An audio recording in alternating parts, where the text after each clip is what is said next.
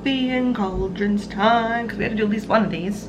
But I'll do more, but, and I figured, because I've been having a lot more of them lately, but I would think I would talk about 3 nightmares that have shaped who I am, like ones that they have freaking stuck with me. Like and it's interesting because when it comes to dreams and nightmares and these weird things, I always think they're connecting us to something else. I think they're revealing a lot more, even if they make no fucking sense, and even if we never quite figure them out, I think they speak to something else in us.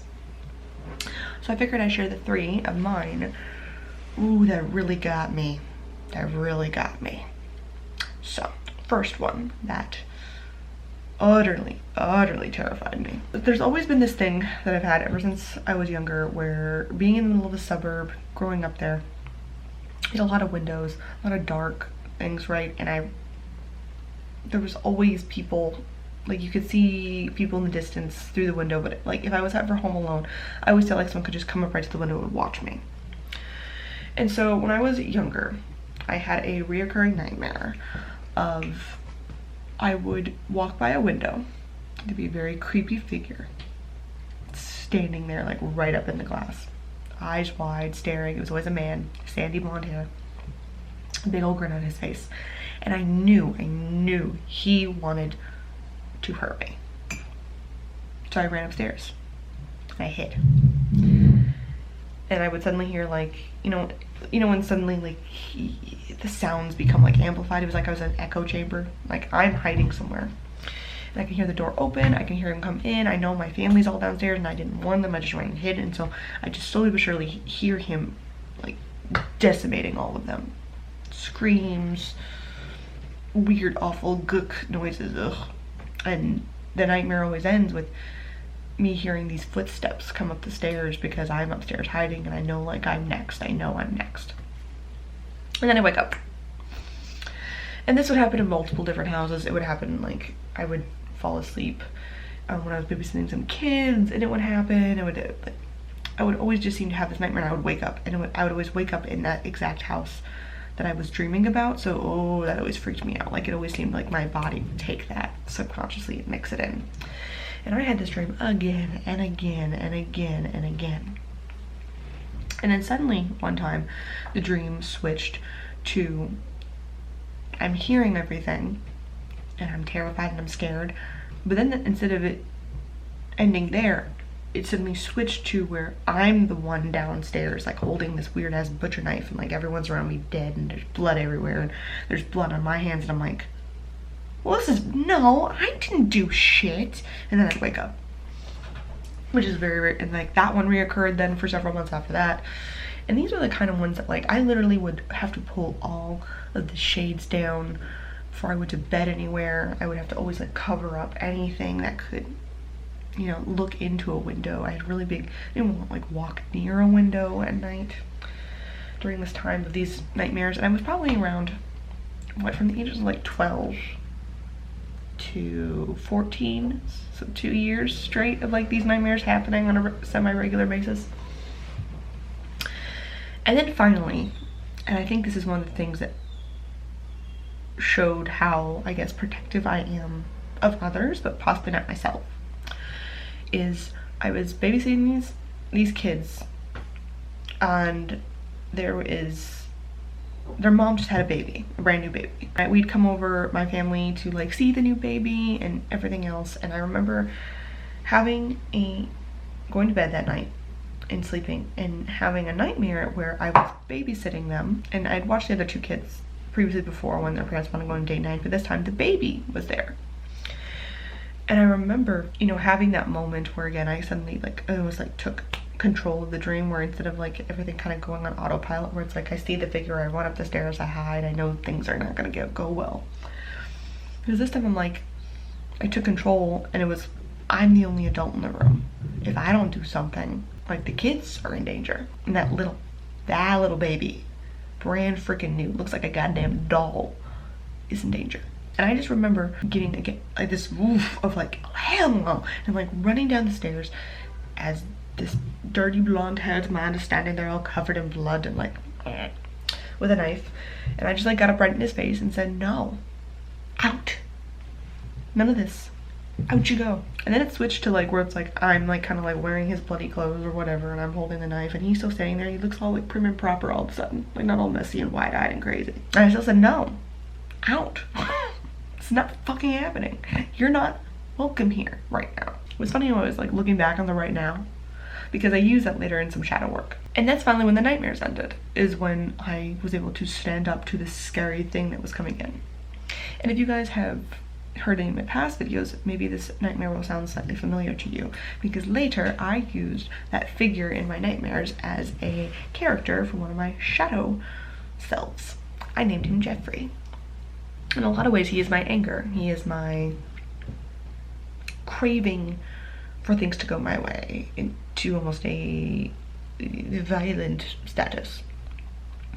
You know, when you get like really irritated, and then your mind just kind of goes and it goes the violent answer, and you're like, okay, no, that's not what society allows. Okay, head. No, we're not thinking about that.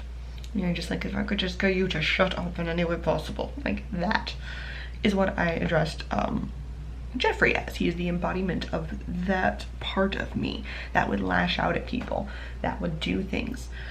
And also, in a lot of ways, he's also the part of me that does, to such an extent, isolate. And when things get really icky and bad, I run and hide. I don't care what happens to other people. This is probably the one I've used the most in a like safe analytical manner, because I had it for such a long period of time. Using him because I was probably one of the few nightmare figures I've seen so vividly. Like a lot of other times it's like a face, a figure, a feeling, you know, when something's chasing you type of deal. But beyond that, it's nothing all that terrifying. Whereas like Jeffrey was very like I could see pale, gaunt, dirty blonde hair, really wide eyes, like eyes that were like this. Like just a big old grin, like real creepy like.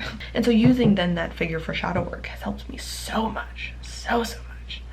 And it's funny now because like I remember like telling my mom about the dream, my mom being like, do you need to like speak to somebody about that? Like that's happening again and again and again and again. Maybe we need to like therapist or something. And I'm like, no, like it was interesting because I remember my mom being like very averting to therapy at that time.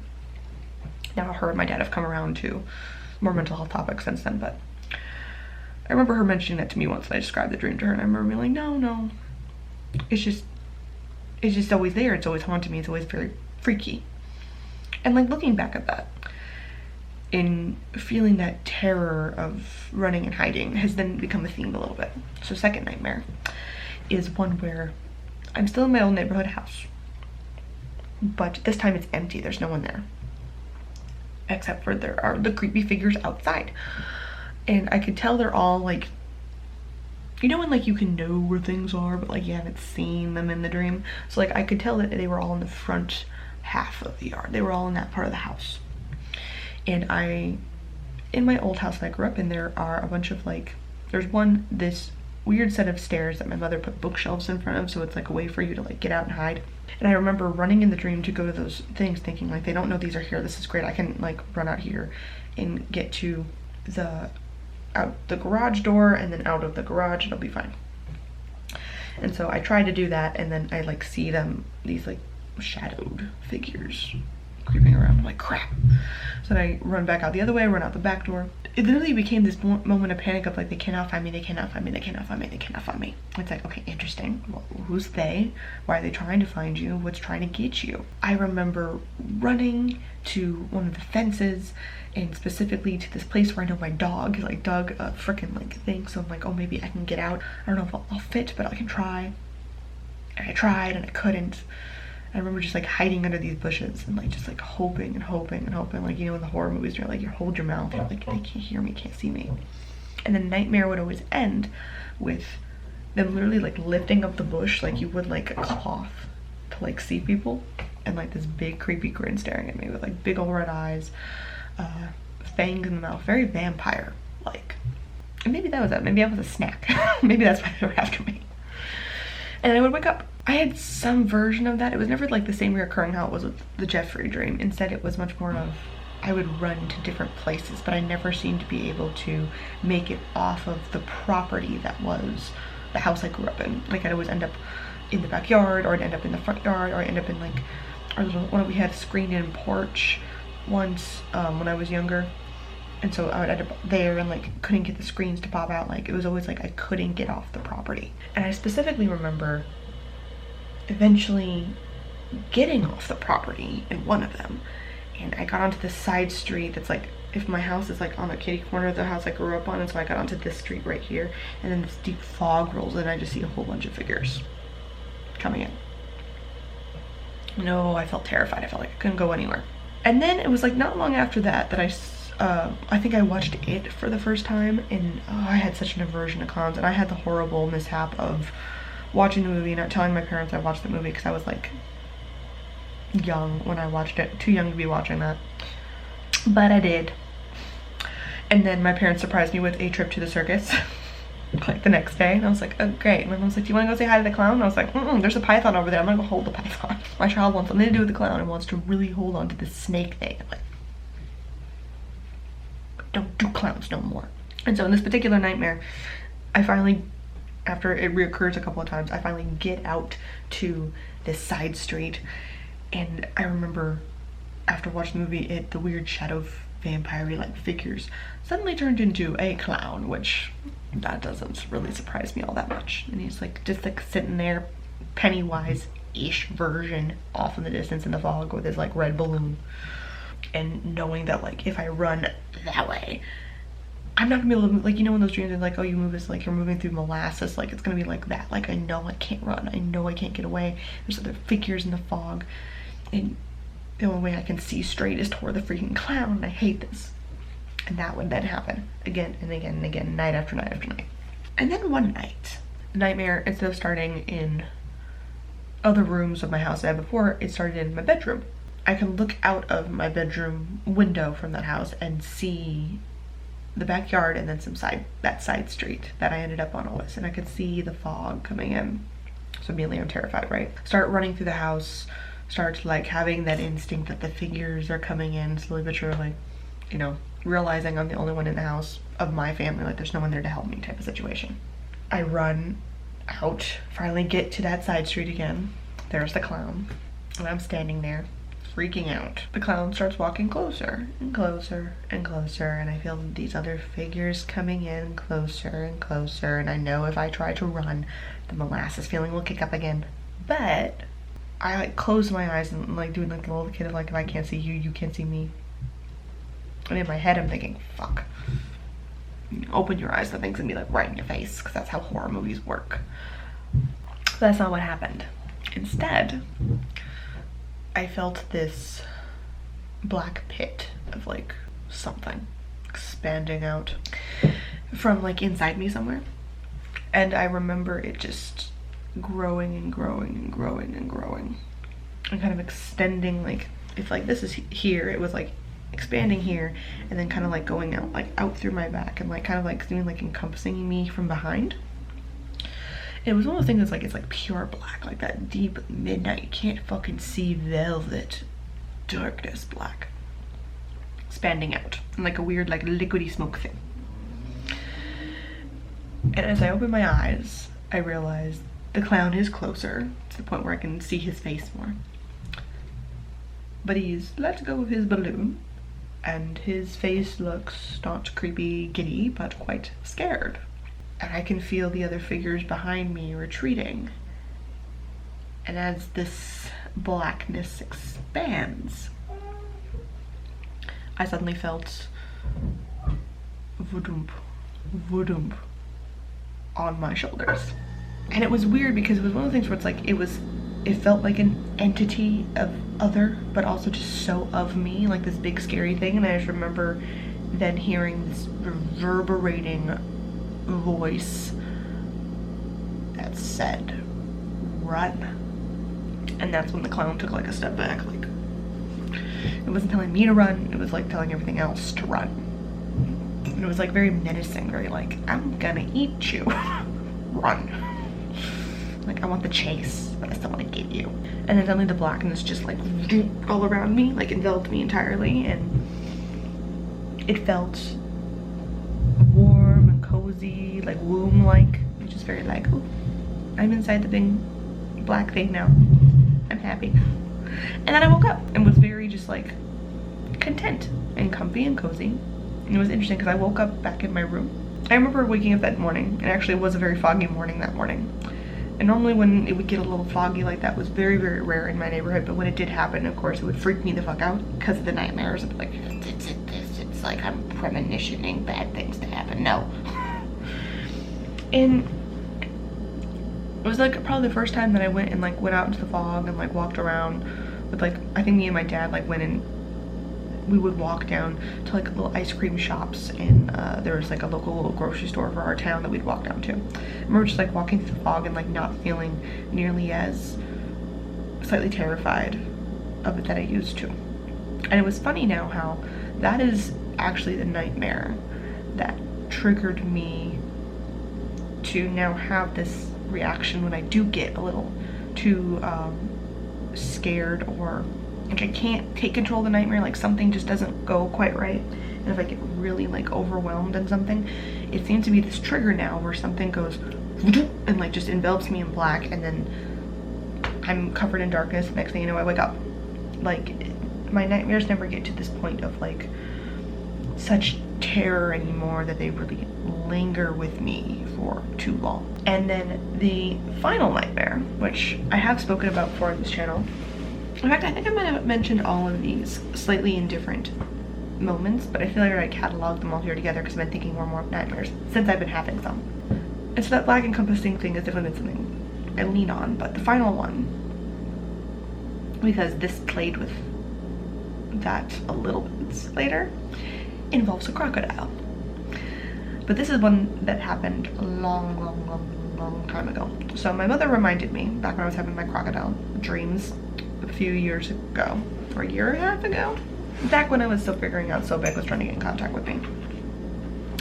I had a nightmare when I was about things flooding up in my room and knowing there was something in the water, something scary that was gonna eat me. And what was interesting was my mother reminded me when I told her about that, after I'd kind of realized that Sobek was trying to contact me. She's like, oh yeah, you were always scared of crocodiles when you were a kid. I was like, what? Why? I grew up in Illinois. No crocodiles in sight. It's like, it's not like we came from Florida where that would be like a reasonable fear to have. And she said, yeah, they're always like under your bed. And when the minute she said that, I suddenly remembered a moment where I was sleeping in my room. I could like hear things like underneath my bed. And I remember thinking in my mind, oh, the crocodiles, if I like step too close to it, are gonna like grab my ankle and like pull me under. Like grab the little kid. And I was really, really little. I must have been like young enough to where like my reaction to having this nightmare was to run into my parents' room and to cuddle in between them and, you know, like, no, I'm staying here with you. I remember like waking up my mom a little bit and her being like, yeah, it's fine, whatever. But I couldn't sleep because I was too scared as a little kid, and I remember just like staring at the door, like assuming that I was gonna see like a shadow of like a crocodile like come out and try to like eat me anyway. But instead of a crocodile figure, I saw a different shadowed figure. It was very big, kind of like looming in the doorway, just like all black, staring. I remember like not taking my eyes off of it and being really, really scared. And I remember thinking to myself, like very little, like had the thought of like, maybe I should have stayed with the crocodiles. Like I want to do, I want devil you know situation. Like I want that one. And like I would wake up and like I would have nightmares like that all the time. Apparently, like my mom said, like in the Peter Pan movie where like the Disney animated one with the little crocodile that was after Hook and the tick tick tick tick tick. Like my mom said, like after a while, like I got kind of afraid of clocks even because I thought that meant crocodiles were coming. And that little nightmare is funny because the minute she like told me about me doing that, like being scared and like running into her room as a kid, and me like kind of remembering that, and I realized it was the nightmares that I was having was very kind of similar to that, where it's like there's a flooding in my room, there's something under my bed, a crocodile is gonna come and chomp. But the minute I kind of like thought of like that other shadowed figure in the door, I was like, crocodiles come and chomp, or are they waiting to chomp? But maybe not me. Maybe more protective in a way. And I don't know, I've kind of always lived in places that are older. I think the only building I've lived in was when I was in college during my undergrad. I lived in the same building for 4 years straight, and it was a newer build, like built in like the 80s. And like, so like not new, but like new enough. Whereas like every other building I've ever stayed at, including this apartment, have at least been from the 20s, 40s, and older. Like the house that I grew up in as a kid was an old Victorian style house that was built like back in the 1800s, like 1901. Like it's like that old. Then mom would talk about the history and who lived there before, and you know, of course, the concept of like, oh, are they haunting? Is it different? My mom used to like show me the old plans of that house and how all the rooms were divided up differently. There used to be like stairs there weren't stairs and stuff. So as a kid, I kind of like always had the idea of like, oh, maybe our house is a little haunted. Maybe they're good ghosts, bad ghosts. I don't know. So that shadowed figure was always very interesting to me, because I remember always feeling very safe in that house, but also very watched.